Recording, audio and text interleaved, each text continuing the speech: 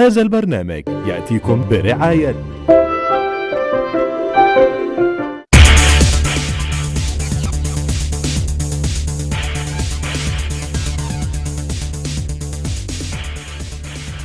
السلام عليكم ورحمة الله وبركاته. أعزائي المشاهدين، أهلا وسهلا ومرحبا بكم وحلقة جديدة من برنامج كورة. الأسيوطي واصل التألق في المجموعة الثانية والتعادلات تحسم مواجهات المنافسين إلى المجموعة الثانية مباشرة. الأسيوطي يواصل الانتصارات ويفوز 2-1 على الولدية. مركز شباب سملوط 0، نصر الفكرية 0، بترول أسيوط 2، الوسطى 2، مركز شباب سنورس 3، مركز شباب مغاغة 0، منفلوط 1، الفيوم 1، مركز شباب ناصر ملوي 3، الوادي الجديد 1، وأخيرا بني سويف يتعادل في الوقت القاتل مع منية الحيض 2-2. يا أستاذ باهي، والحقيقه في مباراه الاسيوطي والوالديه اللي واصل فيها الاسيوطي تصدره كالعاده في المركز الاول، واللي فاز فيها 2-1 بسجلهم فهد سيد للاسيوطي ورفعت طغيان. ولكن خلينا نروح الى الزميل سامح الفيومي والزميل هشام الصعيدي بصحبه المركز الاعلامي لنادي الاسيوطي ومباراه الاسيوطي والولديه. والاسيوطي يواصل التغريد منفردا على قمه المجموعه 2-1 على الولديه.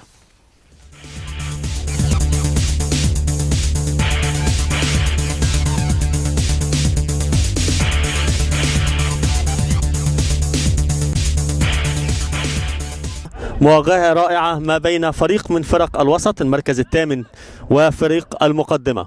كرة عالية في اتجاه وفهد سيد وجول. فهد جاب الجول، لسه بنقول التشكيل وفهد جوه الجول. عباس مصطفى، عباس ومعاه ايمن، عباس وايمن بيعدي عباس وبيحتسب الحكم ركلة جزاء. رفعت طغيان وجوه الجون. رفعت طغيان بيلعبها على شمال مصطفى اللي اتجه ناحية اليمين، على بيسخن وبيلعبها كابوريا عالية، انما الكرة بترتد تاني وفهد يحيى فهد سيد النهارده بيرد على الجميع. ماتش من الماتشات الصعبه نحمد ربنا عليه. الفوز النهارده فوز يعتبر ب6 بونت في ظل النتائج اللي انا عارفها لغايه دلوقتي. النتائج الثانيه دي كده بيوصلنا للمرحله التصفيات الاوليه اللي احنا ان شاء الله باذن الله كده ممكن نبارك ونقول للاسيوطي بعد المباراه القادمه ان شاء الله في الصعود ان شاء الله باذن الله. ربنا كرمنا النهارده بالفوز، وبصراحه وشك حلو عليا.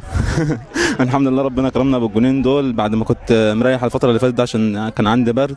الحمد لله ربنا كرمني، وثقه الجهاز هي اللي اعطتني الدفعه ان ربنا يكرمني في الملعب واجيب جونين. الحمد لله على المكسب. الحمد لله على كل حال، ده نقطة أحسن، يعني لو كنا رجعنا بنقطة أحسن من الهزيمة دي، بس الحمد لله يعني كل حاجة من عند ربنا مكتوبة، وأهم حاجة يطلعنا سليمين من الملعب. النهارده كان ماتش صعب زي ما أنت شايف، بس الحمد لله قدرنا إن احنا ناخد ال3 بونت ونكسب. الأداء كويس، نحمد ربنا على الأداء ونحمد ربنا على النتيجة.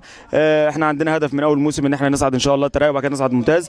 نفكر خلاص احنا النهارده نفرح وإن شاء الله نركز بقى في الماتش الجاي، عندنا ماتشات صعبة. الحمد لله ربنا كرمنا النهارده ب3 بونت نحمد ربنا عليهم. النهارده بيلعب فريق ليه باع كبير جدا في الدوري الممتاز بيه الولدية، فرقة محترمة، بس الحمد لله قدرنا نتعب في الملعب ونجتهد، لان اللي عايز يصعد لازم يجتهد وربنا يكرمه باذن الله. كل ماتش كده بيدخل فينا جون في اخر دقيقه، في اخر ثانيه، كل ماتش بيدخل فينا في اخر ثانيه، مش عارفين والله. برضه الامكانيات يا كابتن، يعني اللعيبه بصراحه ربنا اللعيبه كتر خيرها بصراحه. الظروف الماليه هي اللي بتتحكم في اي نادي، وبالذات الانديه الشعبيه الولديه، الفرق اللي زي كده. احنا علينا من الماتشات اللي فاتت نقص في كل اللعيبه، نقص في كل المراكز، اصابات ب7 لعيبه و8 لعيبه من اساس الفرقه ومقاوم الفرقه، اصابات. الاسيوطي يواصل انفراده بقمه المجموعه الثانيه ويفوز على الولديه 2-1. من ملعب الاسيوطي الرياضي، سامح الفيومي، كورة بلدنا.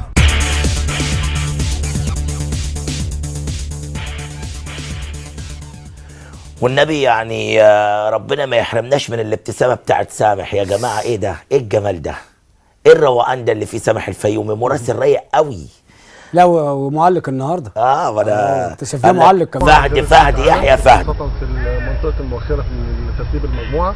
هبدأ بس الأول من بداية ترتيب المجموعة. اليوم فوز الأسيوطي بقى رصيده 42 نقطة، انفرد برصيد بفارق 8 نقاط على المركز الثاني و10 نقاط على المركز الثالث. بدأ الصراع عندنا أكتر، يزداد اشتعالا ما بين 3 فرق على احتلال المركز الثاني أو المركز الثالث دلوقتي. اليوم تعادل بني سويف وتعادل سملوط وتعادل البترول اصبح الموقف كما هو، اصبح بني سويف برصيد 34 بونت، اصبح صمالوط المركز الثالث برصيد 32 بونت، اصبح بترول اسيوط تعادل النهارده بقى 30 بونت، اصبح الفيوم في المركز الخامس برصيد 29 بونت، تعادل برضه الواسطه اليوم مع البترول اصبح رصيده 25 بونت، وتعادل الفكريه التعادلات كلها بالنسبه للمجموعه الثانيه في مجموعه الصعيد، انا شايف ان الاسيوطي سبورت ده عامل حاله واضح طبعا انه فكر يعني حد من الناس المهتمين. الحاج محمود الاسيوطي رئيس مجلس الاداره ورجل اعمال شريف ومحترم طبعا، اكيد طالما بيلجأ الى الرياضه وبيصرف على الرياضه ومهتم طبعا انه يبقى متواجد على خريطه الكره المصريه، يبقى راجل طبعا محترم وبنحييه وبنحيي كل فرق المجموعه. طبعا بني سويف طبعا اللي ما يعرفش، بني سويف سبق ليها اللعب في الدوري الممتاز واحد اقدم انديه مصر وفي السبعينيات. أيوة. وطلعت نجوم كبار قوي. العواجيز اللي زينا بقى يشوفوا بني سويف دي كان فيها نجم كبير جدا اسمه محمد شاكر. أيوة. فكر النادي الاهلي انه يضمه في جيل مين بقى؟ ايام ما كان النادي الاهلي اهلي، في الراحل سعيد ابو النور، الكابتن ميمي الشربيني، الكابتن رفعت الفناجيلي، كابتن طه اسماعيل ربنا يديله الصحه والعافيه، فؤاد ابو غيده، جيل الستينيات يعني محمد شاكر ده. طبعا. المهم يعني انا شايف اني بالنسبه للاسيوطي وبني سويف 42 و34 الفرق 8 نقاط. اعتقد ان الفرقتين دول يعني قربوا جدا من الوصول للمثلث الذهبي للتصفيات. يجي بقى مركز شباب صمالوط 32 نقطه الفارس وبترول النبيل وبترول اسيوط 30 نقطه. طبعا بترول اسيوط سبق ليه اللعب في الدوري الممتاز وكان يعني احد ولكن الكابتن عادل خليل المدير الفني بيشتغل في ظروف تصل الى حد امكانيه مراكز الشباب. لا ما خلاص هم واضح جدا ان قطاع البترول مش مركز عليهم، خلاص مركز على بتروجيت وعلى انبي. فيعني برضو كتر خيره انه الكابتن عادل خليل عامل هذا المجهود. لكن انا شايف ان هيبقى في صراع بينه وبين مركز شباب صمالوط والفيوم يدخل معاهم برضو 29 كابتن جمال خفاجة من افضل المدربين كمان المدير الفني للفيوم. الكورس الثالث والواسطه برضو 26. اعتقد ان الثلاث اربع فرق دول هيصارع منهم واحد عشان على المركز الثالث، على يهرب بكرسي المقعد الثالث. يجي بعد كده طبعا بقى ناصر الفكريه، ثم مركز شباب ناصر، منية الحيط، الوالديه، مركز شباب مغاغه، الوادي الجديد، مركز شباب صنورس ومنفلوط. اعتقد ان دي هتبقى مراكز شرفيه زي ما قال الكابتن رضا مصطفى لمحاوله البقاء في دوري الاضواء بتاع الدرجه. المجري جورج فيليدو المدير الفني الاسيوطي هو افضل مدير فني لانه هو تجاوز ال 40 نقطه والوحيد اللي عنده 42 نقطه في المجموعات الست. عايز اسالك يا استاذ محمد فكره التعاقد مع مدير فني اجنبي جت ازاي للمسؤولين عن نادي الاسيوطي؟ هقول لحضرتك بس اكمل. افضل حكم هو طبعا كابتن بهاء عاطف مباراه بني سويف ومنية الحيط. دي مش اول تجربه مع مدير فني اجنبي للاسيوطي. السنه اللي فاتت كان مدير فني الماني، يعني المدير الفني الالماني هو اللي خد بايدهم من القسم الثالث للقسم الثاني.